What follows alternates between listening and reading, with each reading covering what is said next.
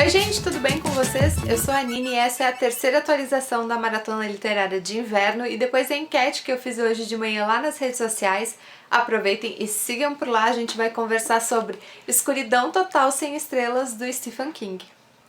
Essa foi a minha primeira experiência com o autor e devo dizer que foi um ótimo primeiro contato. O Escuridão Total Sem Estrelas é um livro com 4 contos e o primeiro deles, o 1922, foi o meu preferido. Ele se passa em uma fazenda e vai ter uma disputa ali por conta de terras. A mãe dessa família quer ir morar na cidade, enquanto o pai e o filho preferem ficar por ali. Vai acontecer alguma coisa terrível com essa família e a partir daí então a gente vai saber as consequências que esse ato causou na vida de cada um dos personagens. Apesar de se chamar 1922, ele é contado no ano de 1930, mas os acontecimentos que desencadearam todos, enfim, os destinos dos personagens foi nesse ano de 1922. Essa é a minha história preferida, primeiro porque ela me deixou, assim, realmente muito perturbada.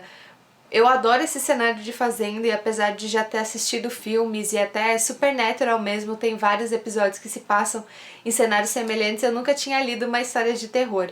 E eu confesso que eu fiquei bem assustada. Não sei se eu gosto tanto de fazenda assim depois de ter lido esse conto em 1922. Além disso, chega um determinado momento da história que tu consegue se colocar na posição de cada um dos personagens envolvidos ali, inclusive no do protagonista que faz algo terrível.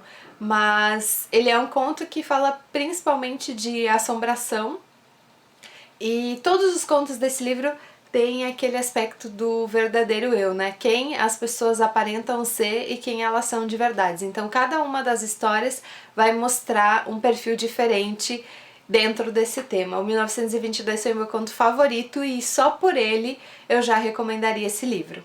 O segundo conto chama Gigante do Volante. Eu confesso que eu não gostei muito dessa história, primeiro porque ela tem um tema que me incomoda bastante, eu não me sinto muito à vontade em ler sobre esse tema, mas infelizmente é algo que acontece com muita frequência em qualquer lugar do mundo.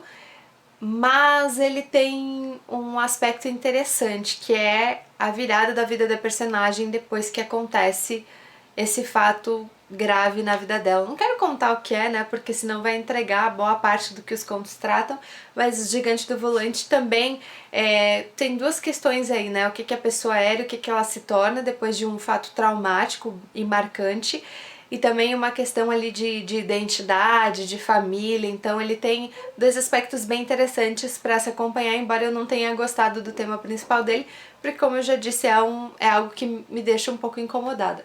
Mas ainda assim ele é interessante. Dos 4 livros, dos 4 contos do livro, o segundo é o que eu menos gostei. A terceira história chama Extensão Justa e ela é bem interessante porque o personagem principal, ele está à beira assim de morrer por causa de algo que ele descobre, né, em relação à saúde dele, e ele encontra um sujeito super peculiar numa rua da cidade que durante o dia é bem movimentada, mas que à noite é deserta. Esse cara tá ali com uma barraquinha e eles conversam e esse cara acaba falando que vende extensões. Conversa vai, conversa vem, eles vão ali fechar um trato, só que esse trato para funcionar tem que envolver outras pessoas, é mais ou menos assim, para você receber você tem que dar algo em troca, né, para manter o equilíbrio. E aí esse personagem indica, né, uma pessoa para, enfim, para compensar esse trato e aí vai acontecer muita coisa louca. Esse aqui eu achei legal porque o personagem principal, ele reage, não sei, ele reage com muita naturalidade a tudo que acontece e traz uma analogia legal assim sobre a consciência humana, foi bem interessante. E o quarto e último conto é Um Bom Casamento. Esse é meu segundo favorito, apesar de ele ter em parte o mesmo tema, né, dentro dele o mesmo tema do segundo conto. Ele é um pouco mais amplo, ele é sobre uma personalidade de um personagem bem peculiar e quem gosta assim de acompanhar aqueles programas de homicídios e investigação criminal, eu acho que vai gostar bastante do quarto conto, que é Um Bom Casamento.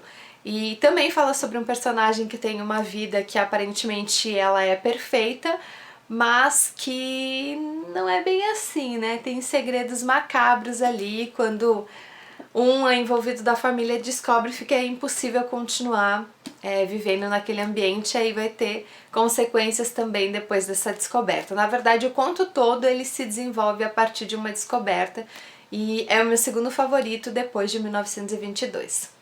E por fim, vale dar um destaque para o pós-fácil, onde o Stephen King comenta qual foi a ideia que ele teve, ou o que aconteceu, que cena aconteceu, que situação ele viveu para desenvolver cada um desses contos. Então a ideia de que ele partiu para desenvolver cada um desses contos, e é bem interessante os pontos de vista que ele dá para os personagens.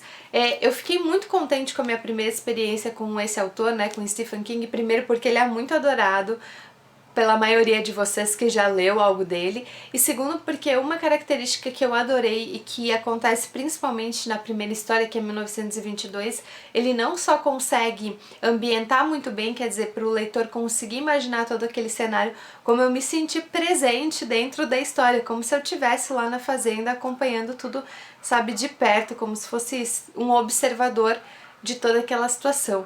Acho que por isso também esse conto me deixou muito perturbada, por ter usado um cenário que normalmente eu gosto muito, mas nunca tinha me dado conta de o quão macabro ele pode ser, mesmo assistindo Supernatural e tal, nunca tinha me dado conta disso, só lendo o conto mesmo é que eu pensei que fazendas podem acontecer coisas sinistras de verdade, e pela narrativa dele, que nesse primeiro conto eu acho que foi muito acertado abrir o livro com ele, porque talvez se eu tivesse lido um dos outros três eu não tivesse me envolvido tanto assim com a escrita dele e me interessado em ler os outros contos, mas o 1922 realmente é o mais extenso deles e foi o meu favorito, foi o que eu mais gostei, foi o que mais me deixou assim com raiva, nojo e medo da mente humana e das pessoas e de mim mesma por em determinado ponto do livro ter entendido o que aquele personagem fez, embora, claro, não tivesse concordado em momento nenhum, então foi uma experiência muito, muito instigante. Como eu disse, recomendaria o livro só pelo 1922, mas dos 4 contos eu gostei muito de 2, que é esse primeiro, né, que eu tenho falado pra vocês até agora, que é o 1922, e Um Bom Casamento. Os outros 2 são interessantes também, mas não seguiram tanto a ideia dos meus preferidos e o clima da história também. Na narrativa do Stephen King. Eu gostei muito do primeiro e do último conto. Bom, gente, então é isso pro vídeo de hoje, a terceira atualização da Maratona Literária de Inverno, que na verdade foi a minha 4ª leitura, né, a primeira da segunda semana. E em seguida eu já devo gravar o vídeo de Gênesis também, que foi a terceira leitura da primeira semana. E lá no final eu tô em dúvida ainda se eu falo tudo sobre a maratona nas leituras do mês ou se eu faço um vídeo de conclusão. Eu acho que eu vou fazer um vídeo de conclusão pra maratona depois das leituras, só pra comentar as trocas que eu fiz e os livros que eu não li ao longo desse período. Mas essa terceira semana começou um pouquinho devagar, mas eu acho que vai engrenar a partir de agora. Em breve a gente se vê com mais atualizações da Maratona Literária de Inverno e também com os vídeos, as colunas mensais que estão atrasadas esse mês, mas eu vou gravar o resumo e os favoritos. Então é isso, né? Tu já sabe, se é a tua primeira vez por aqui e tu gostou, te inscreve para receber as atualizações. Não esquece de dar aquele joinha para ajudar na divulgação do vídeo e do canal. E aqui embaixo no box de informações estão todas as redes sociais. Aproveita e me segue por lá para saber o que mais rola aí nas leituras, no estante da Nini lá no blog e tudo mais. Então é isso e até o próximo vídeo. Beijos!